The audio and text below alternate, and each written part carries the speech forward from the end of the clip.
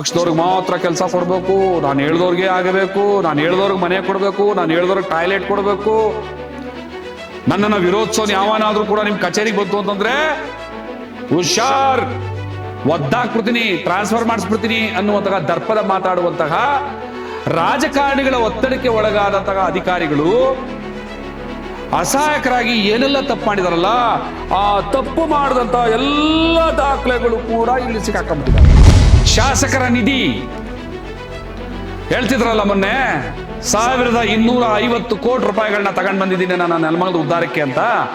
ಆ ಶಾಸಕರ ನಿಧಿ ನಿಜವಾಗಲೂ ಎಷ್ಟು 2023ರಿಂದ ಇಲ್ಲಿವರೆಗೂ ಕೂಡ ನೆಲಮಂಗಲ ಗ್ರಾಮಾಂತರ ಜಿಲ್ಲಾ ಪಂಚಾಯತ್ ಮತ್ತು ತಾಲೂಕ್ ಪಂಚಾಯತ್, PWD, ZP, ಇಲ್ಲಿ ಎಲ್ಲಾ ಇಲಾಖೆಗಳ ಮೂಲಕ ಏನೇನ್ ಕೆಲಸಗಳಾಗಿದ್ದಾವೆ, ನಿಜವಾಗ್ಲೂ ಅನುದಾನ ಯಾರ ಕಾಲದಲ್ಲಿ ಬಂತು, ಎಷ್ಟು ಬಂತು, ಎಲ್ಲೆಲ್ಲಿ ಕಾಮಗಾರಿ ನಡೀತು, ಎಲ್ಲಿ ಕಾಮಗಾರಿ ನಡೆದಿಲ್ಲ, ಎಲ್ಲಿ ಬಿಲ್ ಸ್ಯಾಂಕ್ಷನ್ ಆಯ್ತು, ಶಾಸಕರ ನಿಧಿ ಪ್ರಕರಣದ ಫೈಲ್, ಕಮಿಷನರೇಟ್ ಇಂದ ದುಡ್ಡು ಎಷ್ಟೆಷ್ಟು ಯಾವ್ಯಾವ ಕಾರಣಕ್ಕೆ ಬಿಡುಗಡೆ ಆಯ್ತು, ಸಮಾಜ ಕಲ್ಯಾಣ ಇಲಾಖೆಯ ಆಯುಕ್ತ ಇಲಾಖೆಯಿಂದ ಆಯುಕ್ತರಿಂದ ಎಷ್ಟು ಹಣ ಬಂತು, ಎಲ್ಲಿ ಹೋಯ್ತು, ಏನಾಯ್ತು.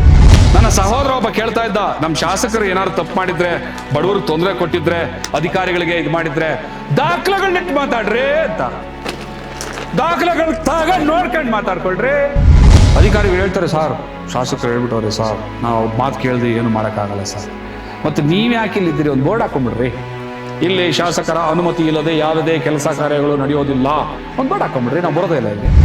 ಇದನ್ನ ಮೀರಿ ಕೂಡ ಸರ್ಕಾರವೇ ನಮ್ಮ ಶಾಸಕರದು, ಶಾಸಕರೇ ನಮ್ಮ ಜೊತೆಗಿದ್ದಾರೆ, ಯಾರೇನ್ ಮಾಡಕ್ಕಾಗತ್ತೆ ಅಂತ ಏನಾದ್ರು ಹೊರಟ್ರೆ ಇಲಾಖಾ ತನಿಖೆಗೆ, ಲೋಕಾಯುಕ್ತ ಕೋರ್ಟಿಗೆ, ಹೈಕೋರ್ಟಿಗೆ, ಕೊನೆಗೆ ಜೈಲಿಗೆ ಹೋಗೋದಕ್ಕೂ ಕೂಡ ನೀವು ತಯಾರಾಗಬೇಕಾಗ್ತದೆ. ಯಾಕೆ ಅಂದರೆ ಇದೊಂದು ಹೋರಾಟ. ಸ್ನೇಹಿತರೆ, ನೆಲಮಂಗಲದ ಸಮಸ್ತ ಜನತೆಗೆ ಭಾಸ್ಕರ್ ಪ್ರಸಾದ್ ಮಾಡುವಂತಹ ನಮಸ್ಕಾರಗಳು. ಜೈ ಭೀಮ್. ಸ್ನೇಹಿತರೆ, ಇತ್ತೀಚೆಗೆ ನೆಲಮಂಗಲ ತಾಲೂಕಿನಾದ್ಯಂತಹ ಪಾಪ ಅಧಿಕಾರಿಗಳೆಲ್ಲ ಒಳ್ಳೆಯವರೇ, ಇಲ್ಲ ಅಂತಲ್ಲ, ಒಬ್ಬ ಸಾಧಾರಣ P1 ಪೋಸ್ಟಿಂದ ಹಿಡಿದು ತಹಸೀಲ್ದಾರ್ ಮಟ್ಟದ, ತಾಲೂಕಿನ ದಂಡಾಧಿಕಾರಿಗಳಾದಂತಹ ತಹಸೀಲ್ದಾರ್ ಮಟ್ಟದ ಅಧಿಕಾರವನ್ನು, ಆ ಸರ್ಕಾರಿ ಉದ್ಯೋಗವನ್ನು ಗಿಟ್ಟಿಸ್ಕೊಳ್ಳೋದಕ್ಕೆ ಎಷ್ಟೆಲ್ಲ ಕಷ್ಟ ಬೀಳಬೇಕು, ಪರೀಕ್ಷೆಗಳನ್ನ ಬರೀಬೇಕು, ಇಂಟರ್ವ್ಯೂಗಳನ್ನ ಅಟೆಂಡ್ ಮಾಡಬೇಕು, ದುರದೃಷ್ಟ ಹೇಳಬಾರ್ದು, ಲಂಚಗಳನ್ನು ಕೊಡಬೇಕು ಅಂತ ಪರಿಸ್ಥಿತಿ, ಅಂತ ಭ್ರಷ್ಟ ವ್ಯವಸ್ಥೆನಲ್ಲಿ ನಾವು ಬದುಕಿದ್ದೀವಿ. ಇಷ್ಟೆಲ್ಲ ಕಷ್ಟ ಬಿದ್ದು ಸರ್ಕಾರಿ ನೌಕರಿಯನ್ನು ಗಿಟ್ಟಿಸ್ಕೊಂಡು ಬಂದಂಥವ್ರು, ಗ್ರಾಮ ಪಂಚಾಯತಿಗಳಲ್ಲಿ PDOಗಳಾದಂಥವ್ರು, ಸೆಕ್ರೆಟರಿಗಳಾದಂಥವ್ರು, ಬಿಲ್ ಕಲೆಕ್ಟರ್ಗಳಾದಂಥವ್ರು, ಗ್ರಾಮ ಸೇವಕರು, ವಿಲೇಜ್ ಅಕೌಂಟೆಂಟ್ಸ್ ಅಂತ ಇವೆಲ್ಲ ಎಲ್ಲರೂ ಹೊಟ್ಟೆಪಾಡಿಗೋಸ್ಕರ ಒಂದು ಉದ್ಯೋಗವನ್ನು ಹುಡ್ಕೊಳ್ಳೋದಕ್ಕೆ ಎಷ್ಟು ಕಷ್ಟ ಬೀಳ್ತಾರೆ ಅನ್ನೋದನ್ನು ನಮಗೆಲ್ರಿಗೂ ಕೂಡ ಗೊತ್ತಿದೆ. ಆದರೆ ಯಾವುದೋ ಕಾರಣಕ್ಕೆ, ಅದು ದುರಾಸೆಯ ಕಾರಣಕ್ಕೋ, ಲಂಚದ ಕಾರಣಕ್ಕೋ, ಭ್ರಷ್ಟಾಚಾರದ ಕಾರಣಕ್ಕೋ, ರಾಜಕಾರಣದ ಒತ್ತಡಕ್ಕೆ ಬಲಿಯಾದರೆ, ರಾಜಕಾರಣದ ಒತ್ತಡಕ್ಕೆ ಬಲಿಯಾಗಿ ಅಸಹಾಯಕತೆಯಿಂದ ನೀವು ನಿಮ್ಮ ಕರ್ತವ್ಯವನ್ನು ಮಾಡದೆ ಭ್ರಷ್ಟರಾದರೆ, ಪಕ್ಷಪಾತಿಗಳಾದರೆ, ಜಾತಿವಾದಿಗಳಾದರೆ, ಅಥವಾ ಅಧಿಕಾರದ ಕುರ್ಚಿಗೆ ನಿಮ್ಮ ಅಧಿಕಾರವನ್ನು ಕಟ್ಟಾಕಿಕೊಂಡ್ರೆ, ಇವನು ಶಾಸಕ, ಈತ MLC, ಈತ MP, ಈತ ಮುಖ್ಯಮಂತ್ರಿ, ಈತ ದೇಶದ ಪ್ರಧಾನಮಂತ್ರಿ, ಅವ್ರು ಹೇಳಿದ್ದನ್ನು ನಾವು ಕೇಳಬೇಕು, ಅವ್ರು ಹೇಳಿದವ್ರಿಗೆ ಸವಲತ್ತು ಕೊಡಬೇಕು, ಅವರು ಯಾರನ್ನ ವಿರೋಧ ಮಾಡ್ತಾರೆ ಅವ್ರನ್ನ ನಾವು ವಿರೋಧಿಸಬೇಕು ಅನ್ನುವಂತಹ ಮನಸ್ಥಿತಿಗೆ ನೀವು ಅಧಿಕಾರಿಗಳು ತಲುಪಿದ್ರೆ ಏನಾಗತ್ತೆ ಅನ್ನೋದನ್ನು ನಿಮಗೆ ಹೇಳೋದಕ್ಕೆ ಪ್ರೀತಿಯಿಂದ, ನಿಮ್ಮ ಮೇಲೆ ದ್ವೇಷ ಇಲ್ಲ ನನಗೆ, ಯಾವ ಅಧಿಕಾರಿಯನ್ನು ಕೂಡ ನಾನು ದ್ವೇಷಿಸಲಾರೆ, ನಿಮ್ಮ ಕಷ್ಟ ಏನು ಅಂತ ಗೊತ್ತಿದೆ. ಪ್ರತಿ ತಿಂಗಳು ಸಂಬಳ ಬಂದು ಕೂಡಲೇ ನಿಮ್ಮನ್ನು ಹರಿದು ಮುಕ್ಕು ತಿನ್ನುವಂಥವ್ರು ಯಾರ್ಯಾರು ಅನ್ನೋದು ಕೂಡ ಗೊತ್ತಿದೆ. ಕೆಲವರು ಹೋರಾಟಗಾರರ ವೇಷದಲ್ಲಿ ಬರ್ತಾರೆ ನೋಡಿ. ನಾನೊಬ್ಬ ಹೋರಾಟಗಾರನಾಗಿ, ಒಬ್ಬ ರಾಜಕಾರಣಿಯಾಗಿ, ಒಬ್ಬ ಪತ್ರಕರ್ತನಾಗಿ ನಾನೇ ಹೇಳ್ತಾ ಇದ್ದೀನಿ, ಎಷ್ಟೋ ಜನ ಹೋರಾಟಗಾರರ ವೇಷದಲ್ಲಿ ಬರ್ತಾರೆ, ನಿಮ್ಮನ್ನು ಹರಿದು ಮುಕ್ಕು ತಿಂತಾರೆ ಅಧಿಕಾರಿಗಳನ್ನ. ಎಷ್ಟೋ ಜನ ನಾವು ಮಾಧ್ಯಮದವರು, ಪತ್ರಕರ್ತರು, ನಾವು ಆ ಟಿವಿ ಈ ಟಿವಿ ಅಂತ ಬರ್ತಾರೆ, ನಿಮ್ಮನ್ನು ಹರಿದು ಮುಕ್ಕು ತಿಂತಾರೆ. ಆ್ಯಕ್ಚುಲಿ ನ್ಯಾಷನಲ್ ವೈಡ್ ಇರುವಂಥದ್ದು ಈ ಪೇಪರ್ಗಳವರು ಟಿ ವಿನವರು ಸಾಕಷ್ಟು ಏನು ಹೆಸರುವಾಸಿಯಾದಂತಹ ಅಥವಾ ಜನಜನಿತವಾದಂಥ ಟಿ ವಿಗಳಿದಾರಲ್ಲ, ಇವ್ರಿಗೆ ಮಾಡೋಕ್ಕಾಗಲ್ಲ. ಯಾಕೆಂತಂದರೆ ಅವ್ರ ಮೇಲೆ ಹದ್ದಿನ ಕಣ್ಣಿರ್ತದೆ. ಫಾರ್ ಎಕ್ಸಾಂಪಲ್ ನೇರವಾಗಿ ನಾವು ಹೇಳಬೇಕು ಅಂತಂದರೆ TV9, ಸುವರ್ಣ TV, ಪಬ್ಲಿಕ್ ಟಿವಿ ಹಿಂಗೆಲ್ಲ ಪತ್ರಕರ್ತರು ಇರ್ತಾರಲ್ಲ, ಅವ್ರು ಹಂಗೆಲ್ಲ ಮಾಡೋಕ್ಕಾಗಲ್ಲ. ಅವ್ರ ಮೇಲೆ ಹದ್ದಿನ ಕಣ್ಣಿರ್ತದೆ. ಅವ್ರು ತುಂಬ ಜವಾಬ್ದಾರಿ ಕೆಲಸ ಮಾಡಬೇಕಾಗ್ತದೆ. ಈ ಕೆಲವು ಚಿಲ್ಲರೆಗಳಿರ್ತಾರೆ, ಅವರೆಲ್ಲ ಬಂದು ನಿಮ್ಮನ್ನು ಅರಿದು ಮುಗ್ತಾರೆ. ವರ್ಷಕ್ಕೋ 6 ತಿಂಗಳಿಗೋ ಒಂದು ಪೇಪರ್ ಬರ್ಬೋದು ಅವ್ರದ್ದು, ತಿಂಗಳಿಗೋ 15 ದಿವಸಕ್ಕೋ ಒಂದು ಸಣ್ಣದು ಯಾವುದೋ ಒಂದು 2 ಬಿಟ್ಟು ಬರ್ಬೋದು ಯೂಟ್ಯೂಬ್ಗಳಲ್ಲಿ. ಅಂಥವ್ರೆಲ್ಲ ನಿಮ್ಮನ್ನು ಅರಿದು ಮುಗ್ದು ತಿಂದುಬಿಡ್ತಾರೆ ಅಧಿಕಾರಿಗಳನ್ನ. ನಿಮ್ಮ ಕಷ್ಟ ಅಕ್ಷರಶಃ ನನಗೆ ಗೊತ್ತಿದೆ. ಇದ್ರ ಮಧ್ಯೆ ರಾಜಕಾರಣಿಗಳು ಒತ್ತಡ. ಫಾರ್ ಎಕ್ಸಾಂಪಲ್ ಇಲ್ಲೊಂದು ದಾಖಲೆ ಇದೆ, ತೋರಿಸ್ತೀನಿ ನಾನು ನಿಮಗೆ. ಮೀನುಗಾರಿಕೆ ಇಲಾಖೆ, ನೆಲಮಂಗಲ ತಾಲೂಕಿನ ಮೀನುಗಾರಿಕೆ ಇಲಾಖೆ, ಅಲ್ಲಿ SCPTSP ಸ್ಕೀಮ್ನಲ್ಲಿ ಅಂದರೆ ಜಾತಿ ಮತ್ತು ಪರಿಶಿಷ್ಟ ವರ್ಗಗಳ ವಿಶೇಷ ಪ್ರಕರಣ ಅಂತ ಪರಿಗಣಿಸಿ ಏನು ಸಹಾಯಧನ ನೀಡಬೇಕಲ್ಲ, ಅನುದಾನದಲ್ಲಿ ಸಾಕಷ್ಟು ಲೋಪ ಆಗಿದೆ. ಆ ದಾಖಲೆಗಳು ನನ್ನ ಹತ್ರ ಇದ್ದಾವೆ. ವ್ಯಕ್ತಿ ಯಾರು ಅಂತ ನನಗೆ ಚೆನ್ನಾಗಿ ಗೊತ್ತು. ಆತ ಒಬ್ಬ ಗಾರೆ ಕೆಲಸ ಮಾಡೋನು, ಪ್ರತಿನಿತ್ಯ ಗಾರೆ ಕೆಲಸಕ್ಕೆ ಹೋಗೋನು ಅವನು. ಅಂತಹ ಒಬ್ಬ ವ್ಯಕ್ತಿ ಮೀನುಗಾರಿಕೆ ಇಲಾಖೆಯಲ್ಲಿ ನಾನೊಬ್ಬ ಮೀನುಗಾರಿಕೆ ವೃತ್ತಿಯಲ್ಲಿ ತೊಡಗಿರುವಂತಹ ಪರಿಶಿಷ್ಟ ಜಾತಿಯವನು ಅಂತ ಬಲೆ, ಸೈಕಲ್ಲು, ತಕ್ಕಡಿ, ತೂಕದ ಬಟ್ಟು ಈಸ್ಕೊಂಡಂತಹ ಪ್ರಕರಣಗಳು ನನ್ನ ಕಣ್ಣು ಮುಂದೆ ನಡೆದಿದ್ದಾವೆ. ಇದನ್ನು ನೆಲಮಂಗಲ ತಾಲೂಕಿನ ಅಟ್ರಾಸಿಟಿ ಕಮಿಟಿ ಮೀಟಿಂಗ್ ನಡೀತದಲ್ಲ, ಅಲ್ಲಿ ನಾನು ಇದನ್ನು ಪ್ರಶ್ನೆ ಮಾಡಿ ತೆಗೆದು ಎಲ್ಲರ ಮುಂದೆ ಇಟ್ಟಿದ್ದೀನಿ. ಸುಮ್ಮನೆ ಒಂದು ಸಣ್ಣ ಎಕ್ಸಾಂಪಲ್ ನಾನು ನಿಮ್ಗೆ ಹೇಳಿದ್ದು. ಅರಣ್ಯ ಇಲಾಖೆಯಲ್ಲಿ ಏನಾಗಿದೆ, ತೋಟಗಾರಿಕೆ ಇಲಾಖೆಯಲ್ಲಿ ಏನಾಗಿದೆ, ಕೃಷಿ ಇಲಾಖೆಯಲ್ಲಿ ಏನಾಗಿದೆ. ಯಾಕಂದರೆ SCPTSP ಸ್ಕೀಮ್ ಅಂತಂದರೆ ಎಲ್ಲರೂ ಕೂಡ ಸಮಾಜ ಕಲ್ಯಾಣ ಇಲಾಖೆ ಕಡೆ ಮಾತ್ರ ಮುಖ ನೋಡ್ದು ನಿಂತ್ಕೋತಾರೆ. ಮಿಕ್ತಂಥ ಇಲಾಖೆಗಳಲ್ಲಿ ಏನು ಅಂತಲೇ ಗೊತ್ತಿರೋದಿಲ್ಲ.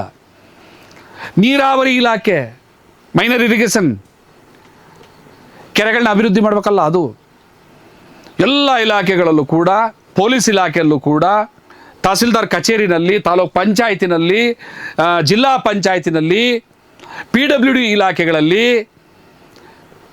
ಕೇವಲ ನನ್ನ ಪಕ್ಷದವ್ರಿಗೆ ಮಾತ್ರ ಕೆಲಸ ಕೊಡಬೇಕು, ನಾನು ಹೇಳ್ದವ್ರಿಗೆ ಆಗಬೇಕು, ನಾನು ಹೇಳ್ದವ್ರಿಗೆ ಮನೆ ಕೊಡಬೇಕು, ನಾನು ಹೇಳ್ದವ್ರಿಗೆ ಟಾಯ್ಲೆಟ್ ಕೊಡಬೇಕು, ನನ್ನನ್ನು ವಿರೋಧಿಸೋನು ಯಾವನಾದರೂ ಕೂಡ ನಿಮ್ಮ ಕಚೇರಿಗೆ ಬಂತು ಅಂತಂದರೆ ಹುಷಾರ್, ಒದ್ದಾಕ್ಬಿಡ್ತೀನಿ, ಟ್ರಾನ್ಸ್ಫರ್ ಮಾಡಿಸ್ಬಿಡ್ತೀನಿ ಅನ್ನುವಂತಹ ದರ್ಪದ ಮಾತಾಡುವಂತಹ ರಾಜಕಾರಣಿಗಳ ಒತ್ತಡಕ್ಕೆ ಒಳಗಾದಂತಹ ಅಧಿಕಾರಿಗಳು ಅಸಹಾಯಕರಾಗಿ ಏನೆಲ್ಲ ತಪ್ಪು ಮಾಡಿದಾರಲ್ಲ, ಆ ತಪ್ಪು ಮಾಡಿದಂಥ ಎಲ್ಲ ದಾಖಲೆಗಳು ಕೂಡ ಇಲ್ಲಿ ಸಿಕ್ಕಾಕೊಂಡ್ಬಿಟ್ಟಿದ್ದಾವೆ.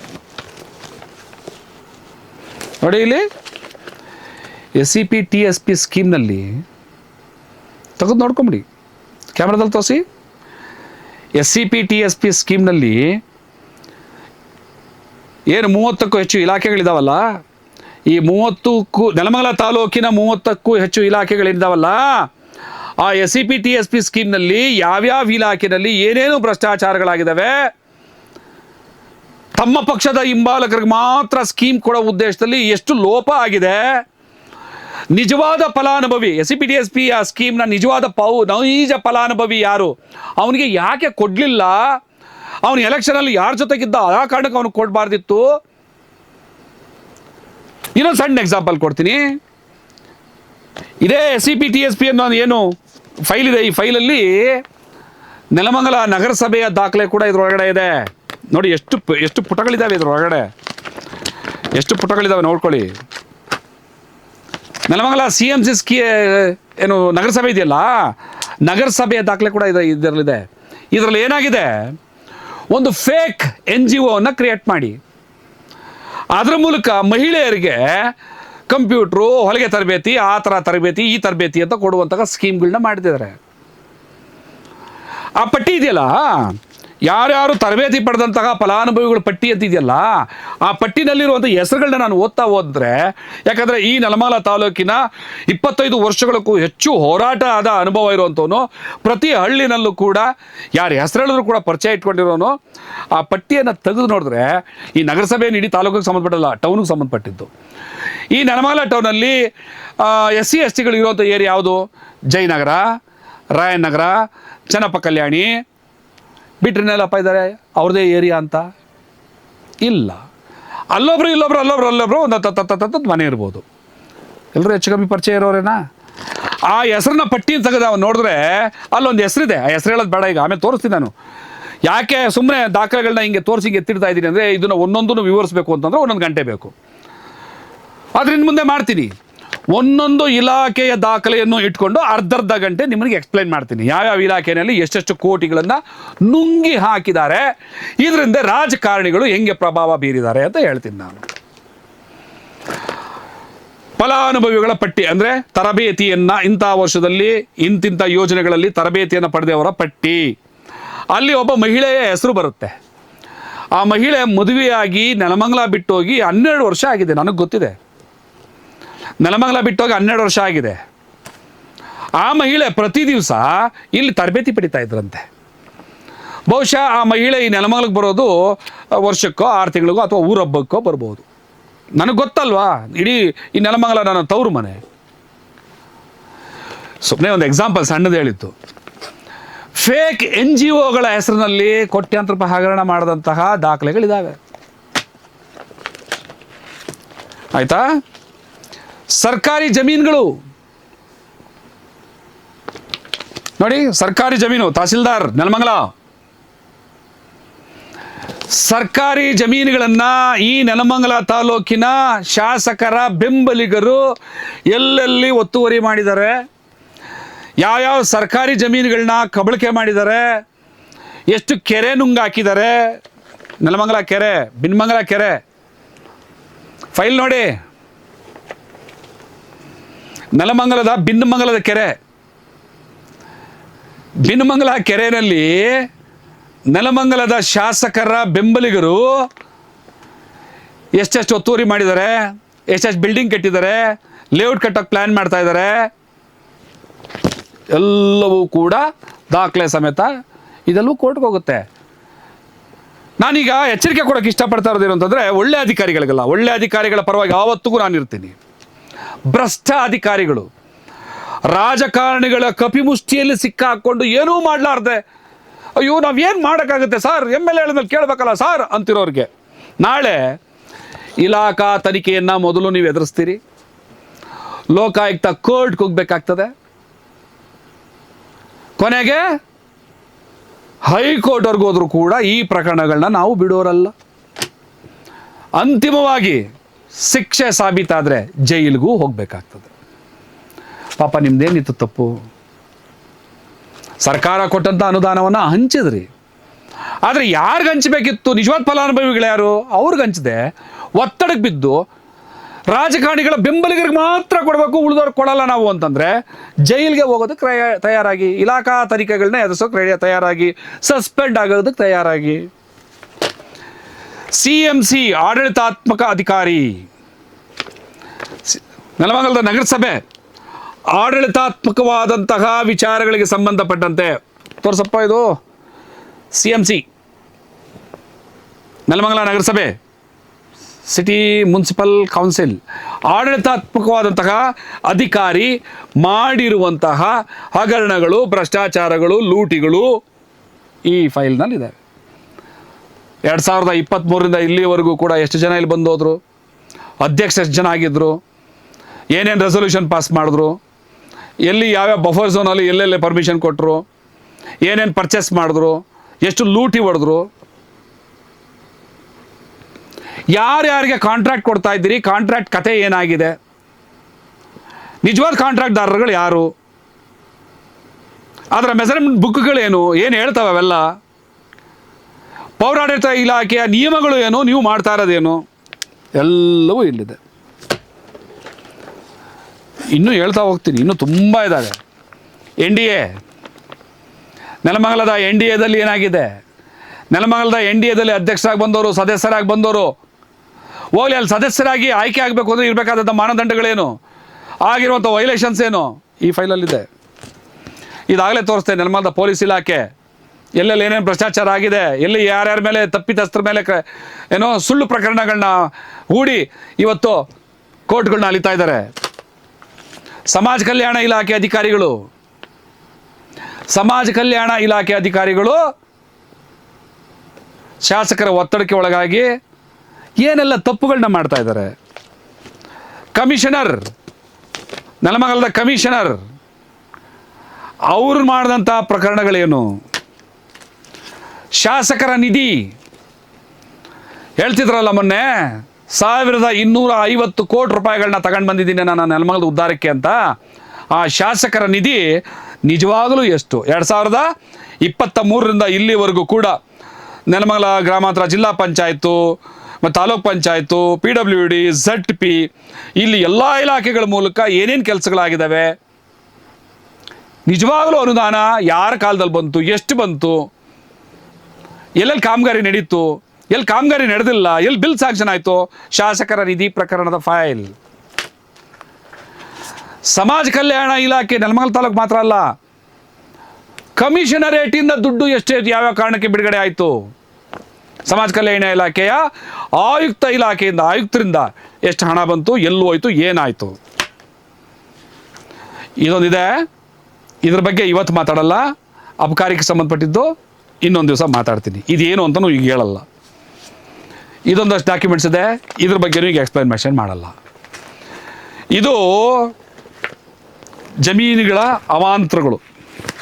ಇದನ್ನು ತೋರ್ಸೋದು ಬೇಡ, ಯಾಕಂದರೆ ಊರ ಹೆಸರಿದೆ, ಎಚ್ಚರಿಕೆ ತಗೊಂಡ್ಬಿಡ್ತಾರೆ. ಇಲ್ಲಿ ಊರ ಹೆಸರಿದೆ, ಎಚ್ಚರಿಕೆ ತಗೊಂಡ್ಬಿಡ್ತಾರೆ. ಯಾವ್ಯಾವ ಊರಿನಲ್ಲಿ ತಮ್ಮ ರಾಜಕೀಯ ಅಧಿಕಾರನ ದುರ್ಬಳಕೆ ಮಾಡಿಕೊಂಡು ಶಾಸಕರ ಬೆಂಬಲಿಗರು ಏನೇನು ಜಮೀನುಗಳನ್ನ ವ್ಯವಹಾರ ಮಾಡಿ ಯಾರ್ಯಾರು ತಲೆ ಹೊಡೆದು ಏನೇನೆಲ್ಲ ಮಾಡ್ತಾ ಇದ್ದಾರೆ, ಅಷ್ಟೂ ಡಾಕ್ಯುಮೆಂಟ್ಸ್ ಕೋರ್ಟ್ ಆರ್ಡರ್ಗಳ ಸಮೇತ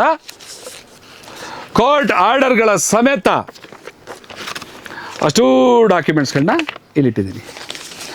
ನನ್ನ ಸಹೋದರ ಒಬ್ಬ ಕೇಳ್ತಾ ಇದ್ದ, ನಮ್ಮ ಶಾಸಕರು ಏನಾದ್ರು ತಪ್ಪು ಮಾಡಿದರೆ, ಬಡವ್ರಿಗೆ ತೊಂದರೆ ಕೊಟ್ಟಿದ್ರೆ, ಅಧಿಕಾರಿಗಳಿಗೆ ಇದು ಮಾಡಿದರೆ ದಾಖಲೆಗಳನ್ನಿಟ್ಟು ಮಾತಾಡ್ರಿ ಅಂತ.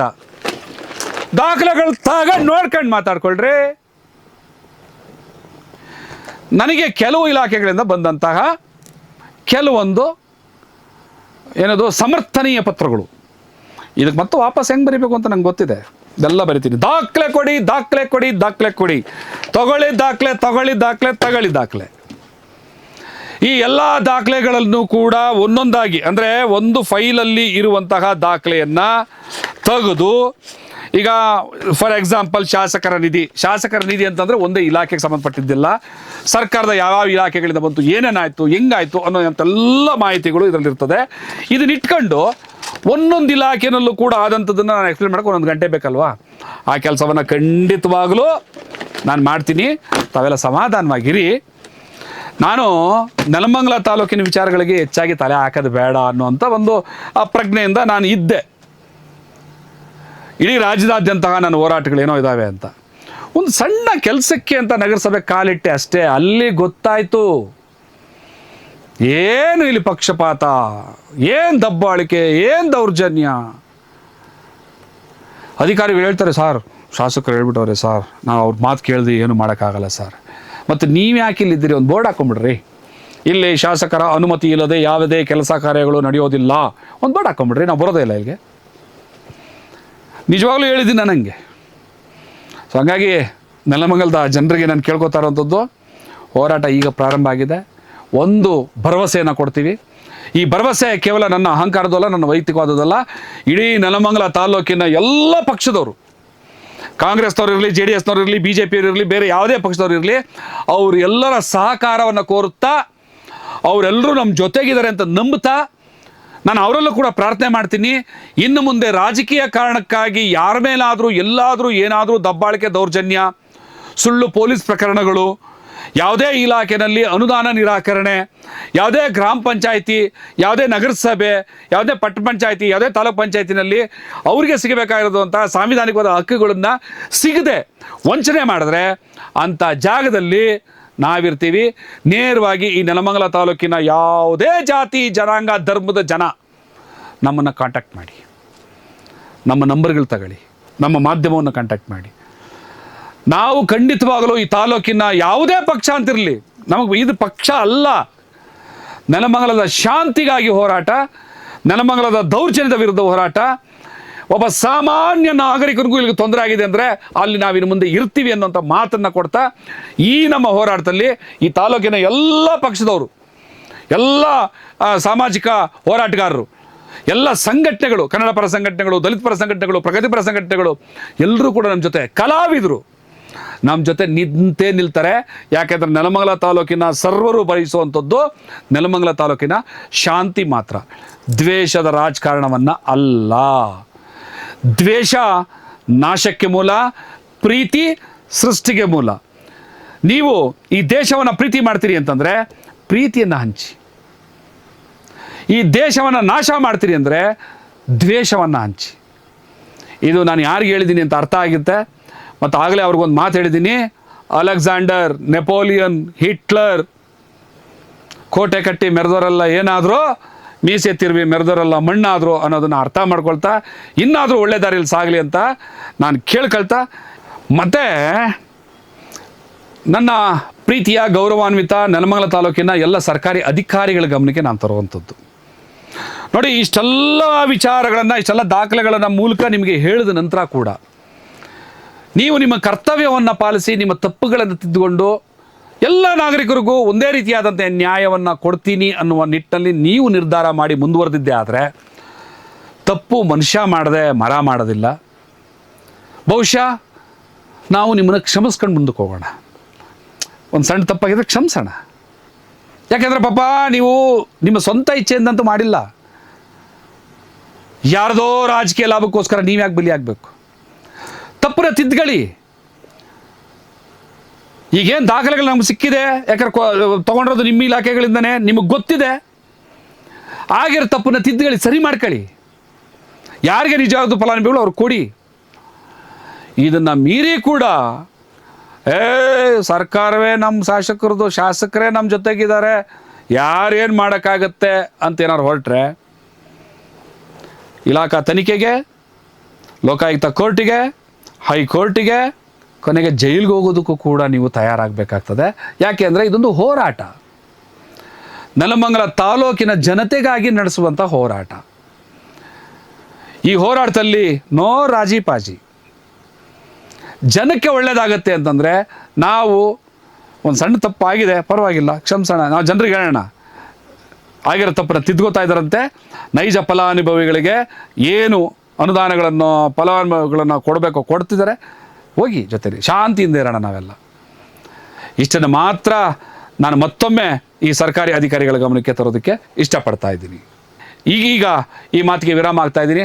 ಮತ್ತೆ ನಾಳೆ ಸಿಗೋಣ. ಅಲ್ಲಿವರೆಗೂ ನಿಮ್ಮೆಲ್ಲರಿಗೂ ಕೂಡ ನನ್ನ ಹೃದಯ ತುಂಬಿದಂತಹ ನಮಸ್ಕಾರಗಳು. ತಮ್ಮೆಲ್ಲರೂ ಶುಭವಾಗಲಿ. ಜೈ ಭೀಮ್.